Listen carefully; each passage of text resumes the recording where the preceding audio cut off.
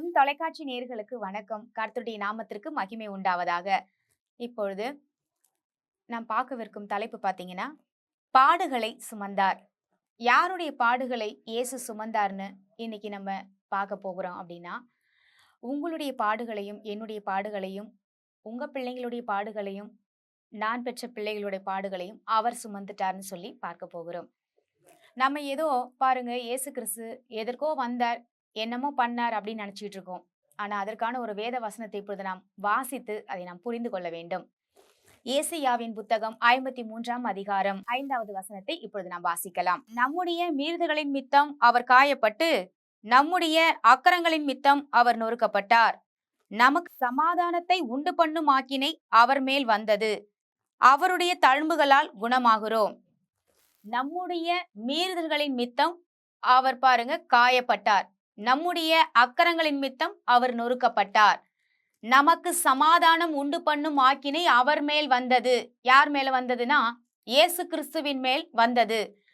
எதற்காக அவர் காயப்பட்டாரா? நம்முடைய அக்கிரமம். நம்முடைய அக்கிரமம்னா நீங்களும் நானும் தவறு செய்யல, நல்லா தான் இருந்தோம், நாங்கெல்லாம் நல்ல வாழ்க்கையை வாழ்ந்தோம், தப்பே பண்ணாம இருந்தோம் அப்படின்னு சொல்லி ஒருவேளை நீங்க நினைச்சா, நம் முதியோர்கள் செய்த தவறுகளுக்காகவும் அவர் நம் பிள்ளைகள் செய்ய போகிற தவறுகளுக்காகவும் சுமந்து தீர்த்துட்டார். நம்ம ஏதோ தப்பே செய்யாதவங்க மாதிரி பேசுவோம்ல, அதற்காக தான் பாக்குறேன். ஏன்னா நம்ம இந்த விஷயத்தை யாரும் ஒத்துக்க மாட்டோம். எல்லாருமே பாருங்க ஏகமாய் கெட்டு போனார்கள் என்று வேதத்துல வாசிக்கிறோம். எதுவுமே ஒரு சின்ன தப்பு கூட செய்யாம பாருங்க நம்ம வாழ்ந்ததே கிடையாது. நம்முடைய சரித்திரத்தை எடுத்து நம்ம யோசிச்சு பார்த்தா தெரியும். வாழ்நாள் முழுவதும் பிறந்ததுல இருந்து நான் எந்த தப்புமே செய்யல அப்படின்னு சொல்ற ஒரு மனுஷனாவது நீங்க காட்டுங்க. நம் முன்னோர்கள் செய்த பாவம், நாம் செய்த பாவம், நம் பிள்ளைகள் பாருங்க சின்ன சின்ன தவறுகள் நிச்சயமாக கண்டிப்பா செஞ்சிருப்பாங்க, இல்ல செய்ய போறவங்களா இருப்பாங்க. ஆனா எல்லாருடைய பாவத்துக்காகவும் அவர் சிலுவையில பாருங்க வாதிக்கப்பட்டு நொறுக்கப்பட்டு அவர் சிலுவை ஏற்றுக்கொண்டார் என்று பார்க்கிறோம். நம்முடைய மீறுதல் யாராவது அடுத்தவங்க தப்புக்காக நான் இந்த தண்டனை ஏத்துக்கிறேன்னு சொன்னா யாருமே ஏத்துக்க மாட்டோம். நீங்க செஞ்ச தப்புக்காக ஒருத்தர் ஏத்துக்கிறாரு அப்படின்னு சொன்னா அவர் எப்படிப்பட்டவராக இருக்கிறார் என்று முதல்ல நம்ம அவரை பத்தி நம்ம ஒரு நல்ல சிந்தனை இருக்கணும். நமக்கு என்ன சிந்தனை ஓடிக்கிட்டு இருக்குதுன்னா, அவர் இயேசு கிறிஸ்து ஏதோ தப்பு பண்ணிட்ட மாதிரியும், நம்ம எல்லாம் நல்லவங்க மாதிரியும், ஏதோ வாழ்க்கையில நம்ம படுற கஷ்டம்லாம் எதற்காக அப்படின்னா ஏனே தெரியாத மாதிரி பேசிக்கிட்டு இருக்கோம். ஆனா நம்முடைய மீறுதல்கள் பாருங்க, அவர் நொறுக்கப்பட்டார், காயப்பட்டார்னா நம்ம அனுபவிக்க வேண்டிய அவசியம் இல்லை. அவருடைய தழும்புகளால் நான் குணமாகிறோம் அப்படின்னு போட்டிருந்ததுன்னா, அப்போ அவருடைய தழும்புகளால் யாரோட தழும்பு? அப்போ பாருங்க மஞ்சக்காமால வந்துட்டா ஒரு தழும்பு இருக்கும். ஒவ்வொருத்தருக்கு உடம்புல பாத்தீங்கன்னா மஞ்சக்காமாலுடைய அடையாளம் பாத்தீங்கன்னா அவங்க கையில ஒரு சூடு வச்சிருப்பாங்க. அது ஒரு தழும்பு. எனக்கு மஞ்சக்காமால வந்துருச்சு அப்படின்றதுக்கு ஒரு தழும்பு. ஆனா நம் பாவங்களுக்காக ஒரு தழும்பு வந்துச்சு. அது யார்கிட்ட இருக்கு அப்படின்னா ஆண்டவர் சிலுவையில ஏற்றுக்கொண்டு பாருங்க, சிலுவையை ஏற்றுக்கொண்டு அவர் கையில ஆணிகள் 13 அங்குல ஆணிகள் கையில கடாவப்பட்டு அந்த தழும்பை தான் ஆண்டவர் காமிக்கிறார். இன்னைக்கு எல்லா சர்ச்சிலையும் பாத்தீங்கன்னா நீங்க அவருடைய கையில தழும்புகளை பார்க்க முடியும்.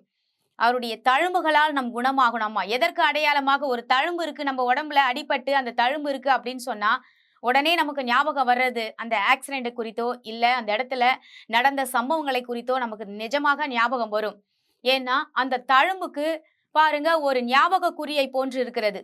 தேவனுடைய தழும்புகளால் நாம் குணமாகிறோம் அப்படின்னா அவர் எதற்காக காயப்பட்டார்? உங்களுக்காகவும் எனக்காகவும் தானே தவிர அவர் எதுவுமே தப்பு செய்யல. இந்த உலகத்துல யார் ஒரு மனிதன் தவறு செய்யலன்னு சொல்லி கேட்டா இயேசு கிறிஸ்து மட்டும்தான் சொல்ல முடியும். ஏன்னா அவர் மட்டும்தான் மனிதனாக வாழ்ந்து தவறு செய்யாமல் பாவங்களுக்கு பாருங்க பாவமான உலகத்துல வாழ்ந்தாலும் பாவங்கள் நெருங்கின போதும் அவர் எந்த பாவத்திற்கும் உட்படாமல் பிதாவாகிய தேவனுடைய திட்டத்தை நிறைவேற்ற அவர் சிலுவையில பாருங்க உங்களுடைய பாவங்களை என்னுடைய மீறுதல்களை நிறைவேற்றுவதற்காக அதையெல்லாம் நொறுக்கப்பட்டு நசுக்கப்பட்டு அதுல இருந்து விடுதலையாகணும். மனிதன் அவனுக்கு ரட்சிப்பு வரணும். கடவுளுக்கும் மனிதனுக்கும் உள்ள தொடர்பு அங்க ஒரு கட்டாயிடுச்சு பாவம் செய்யும் பொழுது. அந்த தொடர்பை ஏற்படுத்துவதற்காக தான் இயேசு கிறிஸ்து இந்த உலகத்துல மானிட பிறப்பாக வந்தார். அப்போ தேவன் பாருங்க எதற்காக வந்தார் என்பதை நாம் புரிந்து கொள்ளும் பட்சத்துல தான் கர்த்தராகிய இயேசுவை நாம் நம்ப முடியும். அவருடைய பாருங்க ஆசீர்வாதத்தை பெற்று அனுபவிக்க அதுவே ஒரு வழியாக இருக்கும். அப்போ தேவனை புரிந்து கொண்ட பட்சத்துல பாருங்க தேவன் எதற்காக அடிக்கப்பட்டார், எதற்காக அவர் சிலுவையில் அடிபடணும்? நீங்களும் நானும் அடிக்க வேண்டிய இடத்துல இருக்கோம். நம் முன்னோர்கள் அடிக்கப்பட்டு சிலுவையில தொங்கி இருக்கணும். இல்ல நீங்களும் நானும் சிலுவையில தொங்கி இருந்த எந்த பாடு? ஒரு எக்ஸ்சேஞ்ச் ஆஃபர் நடந்திருக்கு. என்ன எக்ஸ்சேஞ்ச் ஆஃபர்னா ஆண்டவராகிய இயேசு கிறிஸ்து பாருங்க நம்முடைய பாடுகள் அக்கிரமங்களை அவர் எடுத்துக்கிட்டார். அவருடைய சமாதானத்தை உண்டு பண்ணும் ஆக்கினை அவர் மேல் வந்ததுன்னா உங்களுடைய சமாதானத்தை நமக்கு வச்சுட்டார். ஒரு எக்ஸ்சேஞ்ச் ஆஃபர், இந்த மாதிரி ஒரு ஆஃபர் எங்கேயாவது பார்த்துருக்குறோமா? எந்த மாசத்துல எந்த வருஷத்துலயுமே ஆடி மாசம் ஆஃபர்னா பழைய ட்ரெஸ் எல்லாம் தூக்கி வெளியே போட்டு முதல்ல சேல்ஸ் பண்ணி அனுப்புறது தான் ஆடி மாசம் ஆஃபர்னுவாங்க.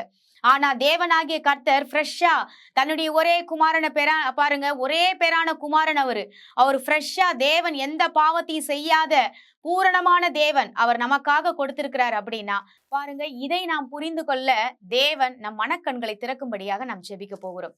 எங்கள் அன்பும் இரக்கமும் நிறைந்த நல்ல தகப்பனை, நாங்கள் உம்மண்டையில் வருகிற சுவாமி, இந்த நாட்கள்ல ஆண்டவரே ஒரு நல்ல எக்ஸ்சேஞ்சை சிலுவையில் எங்களுக்காக கொடுத்திருக்கிறீர்.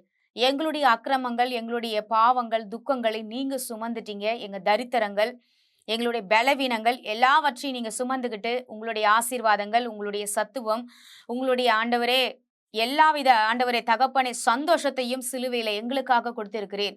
ஆனா இந்த உலகத்துல, மாயான உலகத்துல எல்லாம் மாயை என்று பிரசங்கில வாசிக்கிறோம்.